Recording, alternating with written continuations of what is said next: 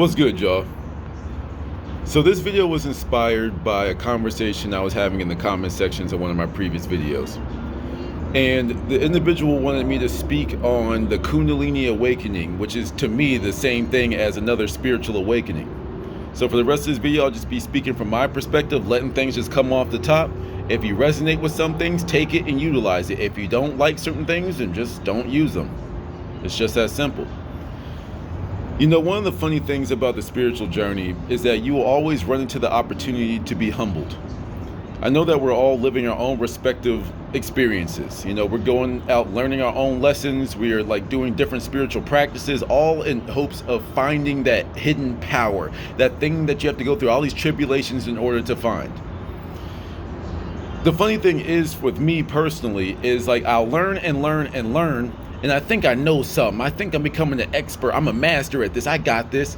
And then I'll read a book, and then my whole perspective, my whole worldview will change in like 20 words. You know, I'm currently reading Behold the Man by Walter Lanyon, one of my all-time favorite authors. Like just a couple of pages. Like I can't read his whole book in one sitting. I could, because that's how much I love it. But I read it chapter by chapter, and I put the book down. I read a chapter and I just put it down for a few hours, and like I literally go out in my day and start practicing the things that were spoken to me, because it makes the hairs on my arms stand up when I read those books, man. Like it's just like, yo, he's talking directly to me. It feels like he is indeed one of my teachers to this day. Now, don't get me wrong. I question my teachers all the time until I'm satisfied with the answers, as you should. Question me, question your mama, question your daddy, question your God. You know, some people don't want to cross that line, but for me, I'm not afraid, because I know that if I'm speaking to God, at least the God that I believe in, then I should get an answer that isn't their wrath. How dare you question me? I don't know. I'm just a baby down here. Like, help me out, bro. Like, come on. You know what I'm saying? But nevertheless, one of the things, though, that comes along with learning all this information and knowledge, though, is like sometimes you could be learning information that might be useful, might be very impactful for you, but it might be taking you in the wrong direction. It might have been good words. It might have been, oh, wow, that's very intellectual, but it may not be what you need to know right now. And for me, sometimes I see all the information that I'm gaining and learning and all this type of stuff, and some of the practices I'm learning and delving into. Sometimes I do them all, and at the end of the day, I find them to be unnecessary, right? I find them to be unnecessary, because I'll read some books, like read Walter Lanyon's works, and I'm like, I'm making it too complicated. Okay. And that's one of the lessons I really wanted to get across to certain people that are trying to work on their Kundalini rising and have spiritual awakenings or tap into different frequencies and such. Sometimes we're making it too hard. We think, like, we've been programmed by this like society that we live in. Like, it doesn't matter what world you live in, it's always a 3-step process. You have to read this 27-chapter book. You have to do this. You have to do that. You must punch coals. You must meditate under a waterfall. You must practice celibacy for 35 years. You must. For me, I don't like rules. Rules, you have to, you have to, you have to. When you tell me I have to do anything, I'm more than likely going to try to prove you wrong. That's just how my world works. And then with me operating from that frequency, I find a teacher that says, yeah, that's kind of unnecessary. Just believe in God, pass all of your questions and all the things that you want unto God, and you'll be rewarded openly. You know, I close the closet, and I forgot how they said it, me and my biblical paraphrasing. But it's like, it's like I go in and speak to the Father in private. I close the doors to the closet of God, whatever, all that type of stuff, and I'll be rewarded openly. Like, my rewards will be yelled from the rooftops and all that type of stuff. I know I butchered that, but you catch my drift. If y'all know the Bible, y'all know what I was getting at. Nevertheless, it's like when Mr. Lanyon be telling me to, like, just focus on the present, focus on the infinite, like, pass not your judgments. Like, you think that you're manifesting something, you're waiting for a sign, you're waiting for this. Why? Do you not believe in the Almighty? Do you not believe in the infinite? Do you not believe in your God? Believe in your Jesus? Believe in your Christ, your Jehovah, the universe, Orishas, ancestors? Do you not believe in how infinite and powerful they are? Oh, you do. So why are you questioning them? I mean, wouldn't it be annoying? Like, let's just put it like this, right? You have a boss, and this boss tells you to do something, like go file that paperwork. And they come back 2 minutes later, go file that paperwork. They come back 2 minutes later, go file that paperwork. You'll start to get a little annoyed, wouldn't you? You'll get annoyed. You're like, yo, I heard you the first time. So why do you keep repeating your prayers to God? Why do you keep repeating the things that you hope your questions over and over as if they didn't hear you? It's because we think that we can help the infinite. The infinite is what made us. The infinite is what put all these atoms and molecules together to make us a person. You know what I'm saying? The infinite knows every single probability of every single probability of every single probability. And you think that you can help it. Hey, infinite universe, if you need some help, I can move this chair out of the way if that would help. The same could be said about your spiritual journeys. The same could be said about your spiritual awakening. The same could be said about your Kundalini rising. Why do you think you have to try so hard? You know, don't get me wrong. There is a level of discipline. There is a level of cultivation and growth to be able to understand some of these things. You know what I'm saying? Like, you have to raise your consciousness at a certain level. Now, I get that. There is a level of all of that. I'm not saying just completely like slack off on your discipline and all that type of stuff. But what I'm saying is sometimes you have to put your energies in the right place. You want to have an awakening? Well, what's an awakening to you is like nothing but a speck in the grand scheme of things. You think it has to be this big thing. Like, a lot of people think their spiritual awakening, Kundalini rising, is going to be like your eyes start glowing and light comes shining out of your mouth. Like, ah! You know what I'm saying? Like, don't get me wrong. I mean, if that's your experience, then hey, let me know how that was. I want to experience that too. But don't you wake up multiple times a day? Don't you awaken, or not many times a day? Well, some of you take naps and stuff. But it's like, don't you like have many awakenings throughout the year? Don't you wake up every single day? So why can't your spiritual awakening be the same thing? Your eyes become open to a new plethora of information that you were originally closed off to. Some of y'all have spiritually awakened multiple times, but you're just waiting for like that aha moment, that beam of light to come down and beam you up, Scotty, to the higher levels. I mean, don't get me wrong. I'm not saying that's impossible. I'm just saying that you've already had many spiritual awakenings, and you'll have more and more and more. That's just my humble opinion. Now, yes, I do believe that there is the first big one. You go from being a bot, you go from breaking out of the programming of the matrix and this society wanting us to live this cookie cutter lifestyle. So then when you awaken to all the truths of the world that have been hidden from you, that's your first super big aha moment. But then you'll be living a certain type of way for the longest time, and then you'll be like, wait a minute, why don't I do it this way? And then you start living life from that perspective, and you have another awakening, and another awakening, and another awakening. Half the time you don't even ask for it. But then when you become aware of these awakenings and Kundalini, and you become aware of all these different words to articulate the same principle, at least in my opinion, there's a wait, I want to experience that. I want to experience that. Okay, well, it's like you want Pepsi, Coca-Cola, Mountain Dew. At the end of the day, they're all sodas. So like you're asking for the same thing over and over, just in a different way. It's the same thing over and over and over. You know, take the person that, for example, like there's some people just have magical spiritual awakenings. Things just happen. And there's some people that through discipline and practice and diligence, they find it. But wait, so what's different between the person that did all these crazy practices and the person that just happened to? To me, that there's a common denominator there. There's a capital T truth there that you don't have to ask for. But if you feel that you're ready for the next level, then are you not infinite? Can you not manifest whatever it is that you want to experience in this world?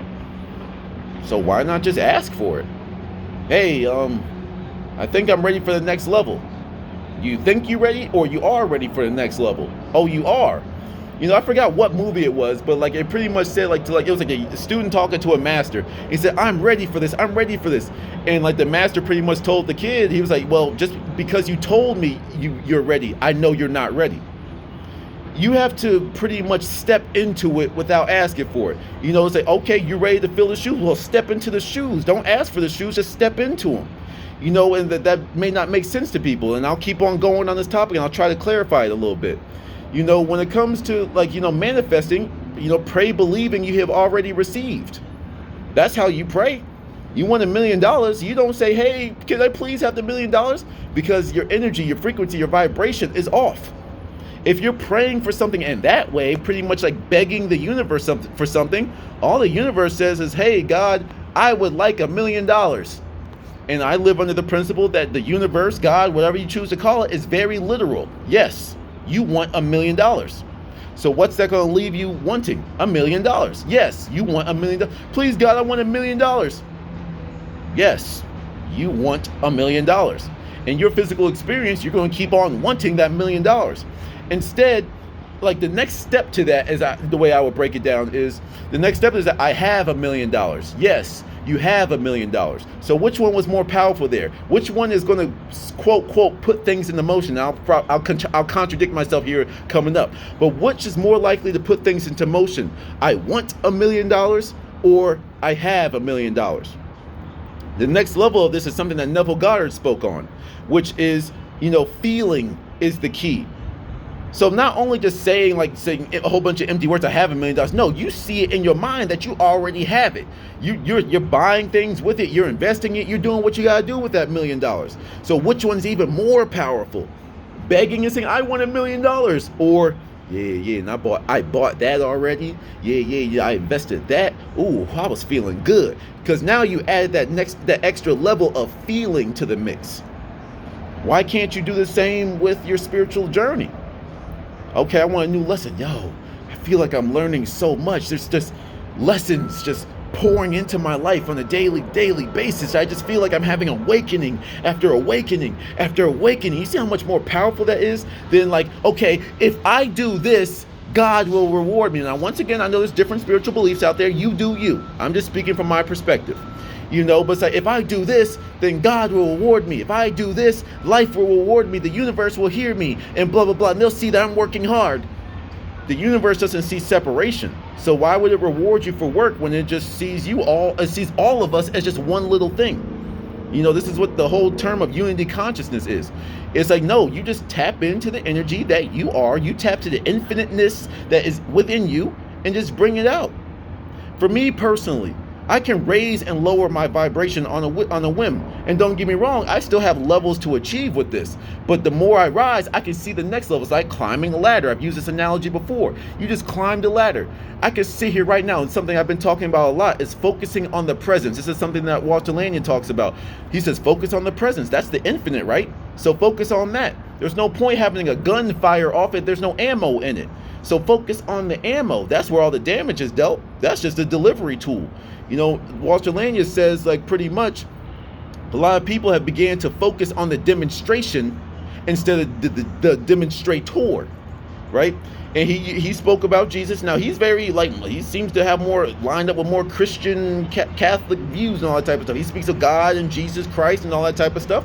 Even him and I feel have different beliefs in God and Jesus and such, but I can still take what he's trying to say. He said that the demonstration is what people focus on because people like the glittery, shiny things. People think that every single spiritual awakening, every Kundalini rising event in your life is going to be this crazy event. And you're focusing on the demonstration, putting all your energy on this physical result that you can perceive with your human two eyes. You know what I'm saying? But what he was saying is that no, focus on the demonstrator. So the water turned into wine. That's what people focus on. Okay, well, I'm gonna focus on the demonstrator. That's Jesus, right? No, that's still part of the demonstration.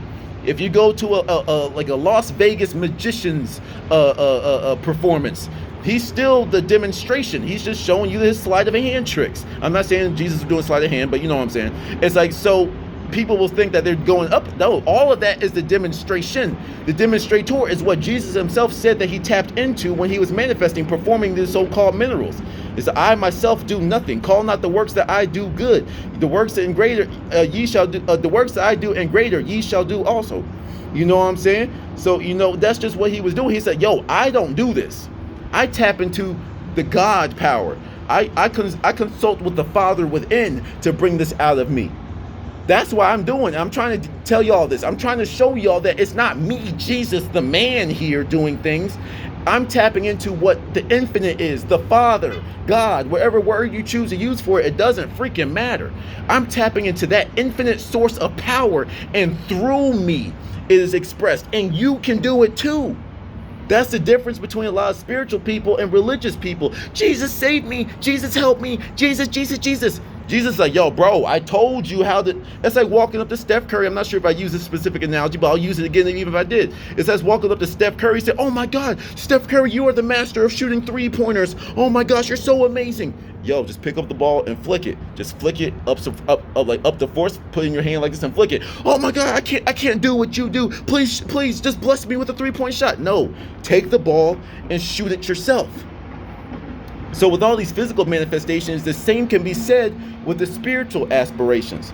You want to tap into the higher dimensions, you want to start talking to higher level deities and entities and such, then pick up the phone within you and just talk. Just do it. As Nike says, just do it.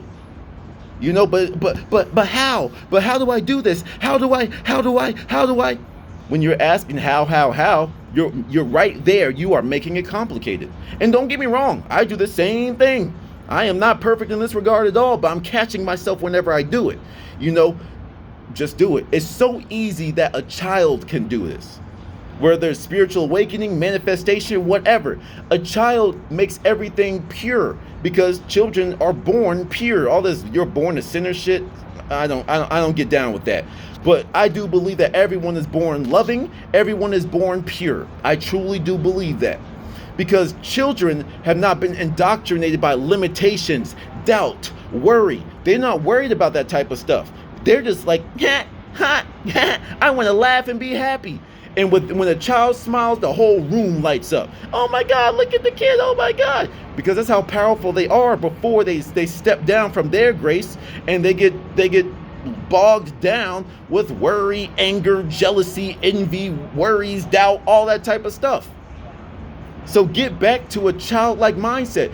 From Don Miguel Ruiz, the author of the Four Agreements, I believe that's what it's called, or the Toltec Art of Life and Death. Don Miguel Ruiz and Ruiz Jr. It's like they wrote about this type of stuff, but they said the point of life is to be as childlike as possible, not childish where you're immature, you're closed off, you're an annoyance to people, but childlike. You still have a sense of wonder for life. Everything is just like here to make you happy in this world. That's what he means by it. So we have to get back to that mindset where it's like, oh, I want that. Make it happen. Okay, cool. And there it is. Haha. Because when you smile, God smiles. When you smile, your Orisha smile. When you smile, the universe smiles right back at you. So smile first, and then the universe will smile upon you. So be appreciative of the things before they materialize, before you can experience them in your physical vessel. You want your Kundalini to rise? Then raise it. But how, bro? I don't see. You're right there. You're making it complicated. Take out all the steps. See, let me put it to you like this. Let me give you the negative expression of this, right? Let's go back to work. Let's go back to our jobs, right? Your boss pissed you off last week. And ever since that day, you've held a grudge on your boss. So every time you think of Boss Man Jones, you get pissed off, you get mad, you get irritated. Now you see how easily you stepped down into anger? You see how easily that you inhabited the mental environment of an argument with the boss? How many of you argue with your boss in your free time? You be sitting there playing the game, you pause the game just to have an argument in your head. I know I surely did, because I still find myself like, yeah, look at me now, boy. You know what I'm saying? But nevertheless, you know, it's just like you be arguing, but you see how easy and automatic that was? Why can't you do the same thing with the great things in your life? So in your free time, you can argue and argue and argue. That's what you can do automatically without any extra effort. I don't tell you how to argue with your boss in your head. You know, everything in your world is dictated based off of your beliefs. If you believe in limitation, limitation will manifest.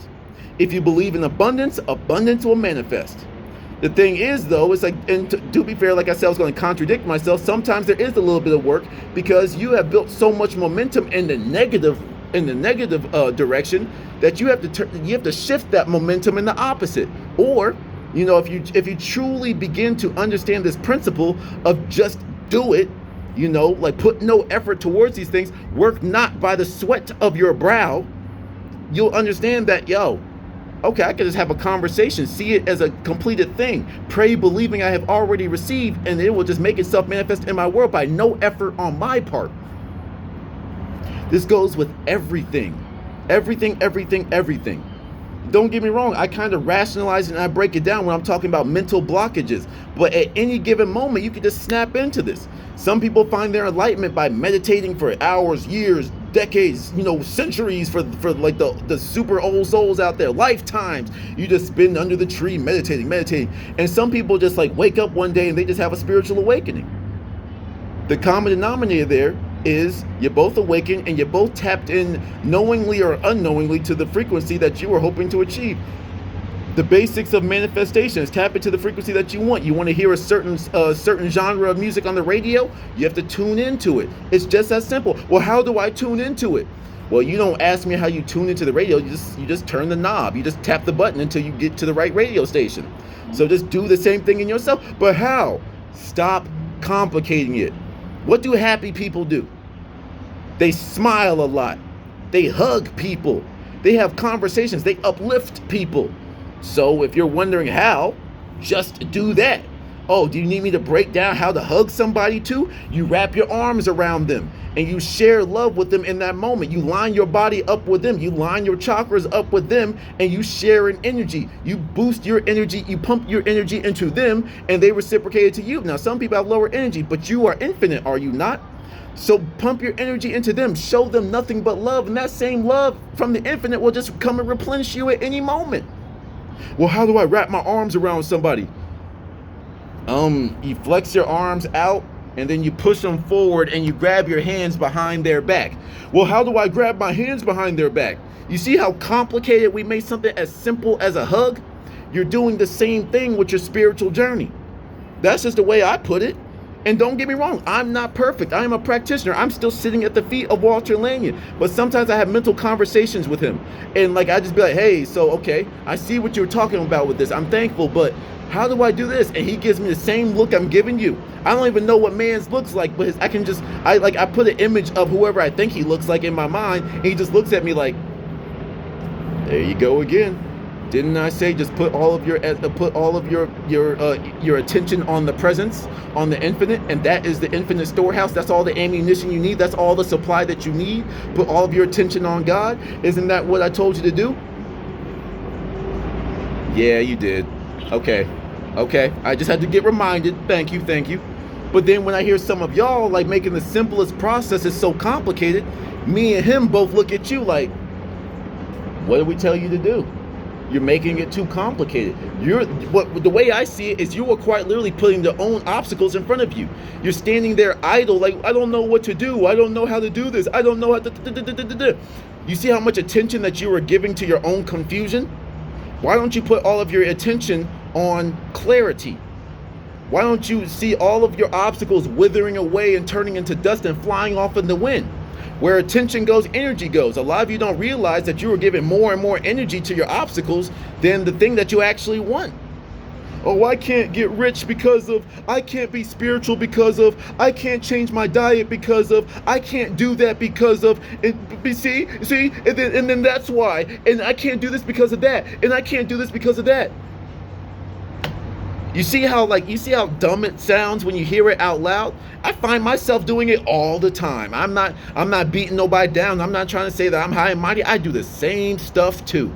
You know what I'm saying? But what I'm trying to get across is the spiritual journey is supposed to be fun. It's supposed to be easy. It's supposed to be blissful. It's supposed to be revelation after revelation, awakening after awakening. You know what I'm saying? Growth compounded by more growth. You want to learn a lesson? Well, here's another one, and another one, and another one. And every single time you're supposed to be like, wow, oh my gosh, what's next? Hey, let's do the next one. Come on, we're keeping it going. What's the next one? What's the next one? That's what the spiritual journey is supposed to be. That's what manifestation is supposed to be. Not you trying so hard, and by you trying, you're making it worse. You know what I'm saying? You ever tried to cheer somebody up, and all you did was piss them off more? The same principle can be said about your spiritual journeys. The same can be said about your manifestations. The more that you try to help the infinite flow, you don't realize that you're hindering things.